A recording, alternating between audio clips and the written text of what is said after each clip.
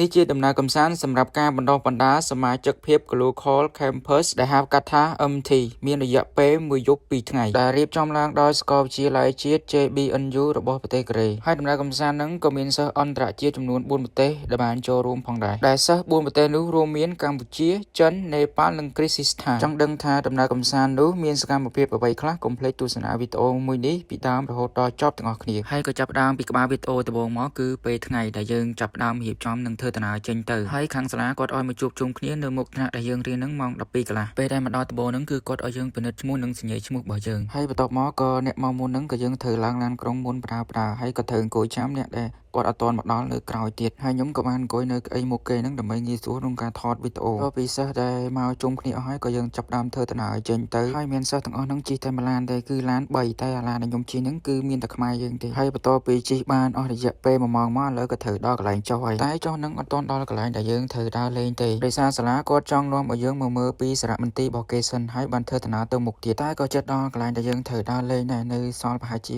19គីឡូទៀតបានទៅដល់ហើយសារមន្ទីរហ្នឹងក៏វានៅជាប់សមុទ្រដែរគឺនៅក្បែរនឹងសមុទ្រនឹងមកបន្ទាប់ពីដើរចូលមកហើយកុំឲ្យខាតក៏ដើរថតវីដេអូតិចទៅចង់ដឹងថាក្នុងនឹងមានអីគេខ្លះធម្មតាតែនៅក្នុងសារមន្ទីរមួយតែងតែមានរបស់បុរាណវត្ថុបុរាណនិងប្រពៃណីទន្លៀមទម្លាប់របស់គេតាំងពីបុរាណមកដែលគេបានបន្សល់ទុកចឹងដើម្បីទុកឲ្យយើងមើលហើយខ្ញុំថតនេះក៏អត់បានថតអស់ដែរថតបានតែពេលចូលដើរចូលទៅដំបូងទេព្រោះតែវាច្រើនពេកខ្ញុំអត់ដឹងថាថតណាទុកណាទេហើយបន្ទាប់ពីយើងឈប់បានរយៈពេល1ម៉ោងជាងមកឥឡូវក៏យើងដល់ពេលដែលយើងធ្វើឡើងឡានបន្តដំណើរទៅមុខទៀតហើយជិះមកហ្នឹងក៏អត់យូរដែរជិះប្រហែលជា30នាទីទេក៏បានមកដល់ឡែងហូតែលដែលយើងត្រូវគេនិយាយទៅតាំងពីចេញពីសាលាមកប្រហែលជាម៉ោង1ជាងហើយយើងមកដល់នៅកន្លែងដែលយើងត្រូវគេហ្នឹងគឺម៉ោង4ដោយសារតែវល់តែឈប់ផងអីផងចឹងហើយបានរៀងយូរពេលមកដល់ហើយក៏អត់ចាំយូរដែរក៏យើងចាប់ដើមទៅយកអីវ៉ាន់យើងដើម្បីចូល check in នៅក្នុងហូតែលតែមានយើងមកដល់ភ្លាមហ្នឹងយើងដើរទៅរកបន្ទប់យើងភ្លាមទេយើងត្រូវទៅយកកាត scan បន្ទប់សិនមិនយើងអាចចូលបន្ទប់បានហើយមកបន្ទប់ហ្នឹងគឺគេឲ្យយើងគេបាន4នាក់ហើយហូតែលដែលខ្ញុំគេហ្នឹងគឺវានៅជាប់សមុទ្រហ្នឹងហ្មងគ្រាន់តែបើកវាំងននបើកប្អួយមកគឺឃើញសមុទ្រចឹងហ្មងតែសមុទ្រនៅជាប់កន្លែងខ្ញុំគេហ្នឹងវាអត់មានឆ្នេរខ្សាច់អីទេតតែទៅកន្លែងមួយទៀតអាហ្នឹងមិនវាមានឆ្នេរហើយពេលដែលយើងបើកប្អួយដើរចេញមកក្រៅមកយីវាថ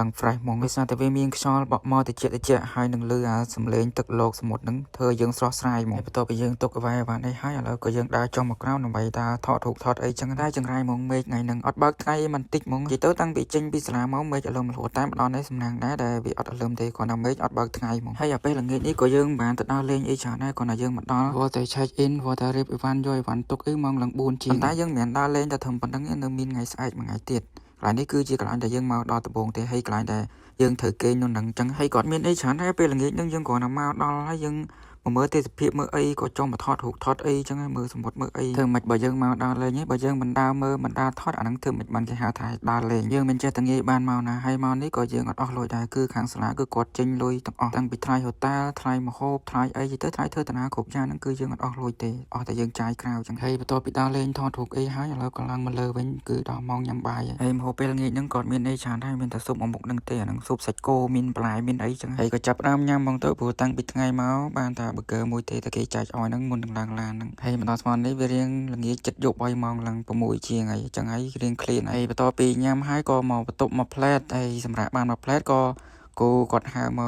កកន្លែងដែលយើងជួបជុំគ្នាវិញហើយហៅមកហ្នឹងអត់មានធ្វើអីទេហៅមកលេងល្បែងប្រជាប្រិយរបស់ប្រទេសគេអញ្ចឹងហើយមុននឹងចាប់ដើមលេងហ្នឹងក៏គាត់បានណែនាំគាត់ប្រាប់យើងថារបៀបលេងហ្នឹងមិនអីមិនអញ្ចឹងឲ្យយើងស្គាល់ឲ្យយើងដឹងឲ្យយើងចេះមុននឹងលេងហើយមិនត្រឹមតែប្រាប់ទេអាហ្នឹងគាត់ចែកกระดาษឲ្យយើងមើលទីដើម្បីឲ្យយើងអានឲ្យយល់ថារបៀបគេលេងហ្នឹងបែបមិនអីមិនអញ្ចឹងដើម្បីឲ្យយើងចេះលេងបន្ទាប់ពីគាត់ប្រាប់បញ្យល់អីហើយឥឡូវគាត់ចាប់ដើមដល់ម៉ោងដែលយើងធ្វើប្រកួតគ្នាដែរក្រុមដែលត្រូវលេងហ្នឹងមាន4ក្រុមអញ្ចឹងបែងចែកជា2អញ្ចឹង2ក្រុមប្រកួតគ្នាផ្សេងហើយ2ក្រុមទៀតប្រកួតគ្នាផ្សេងតោះតែយើងដឹងឈ្នះចាញ់ហើយបានយើងមកប្រកួតពាក់ប្រាច់ព្រាត់ជាមួយគ្នាចុងក្រោយនិយាយទៅគ្រាន់តែគាត់ឲ្យលេងបែបសប្បាយៗក៏មិនចូលទៅឈ្នះចាញ់អីណាដែរគ្រាន់តែចង់ឲ្យយើងលេងបែបសប្បាយជាមួយគ្នាអីចឹងតែបន្ទាប់មកក៏ដល់វគ្គយើងប្រកួតសមត្ថភាពដែលយើងមានចឹងមានច្រៀងមានរាំមានលេងភ្លេងមានអីចឹងមានច្រើនតែពេលហ្នឹងខ្ញុំអត់បានថតអស់ទេខ្ញុំថតតែពេលខ្មែរយើងឡើងច្រៀងប៉ុណ្ណឹងបន្ទាប់ពីចប់កម្មវិធីហ្នឹងហើយក៏នាំគ្នាមកឈៀលនៅក្រៅច្រៀងអីលេងចឹងអ្នកខ្លះក៏គេអស់កម្លាំងគេទៅសម្រាកទៅអ្នកខ្លះក៏គេមកឈៀលលេងបែបសប្បាយចឹងហើយពេលហ្នឹងក៏មានតែខ្មែរយើងដែរមានទាំងសិស្សបរទេសអីគេមកសប្បាយដល់ដឹងដែរហើយបន្ទាប់មកក៏វីដេអូយើងកាត់មកដល់ថ្ងៃបន្ទាប់ហើយនេះ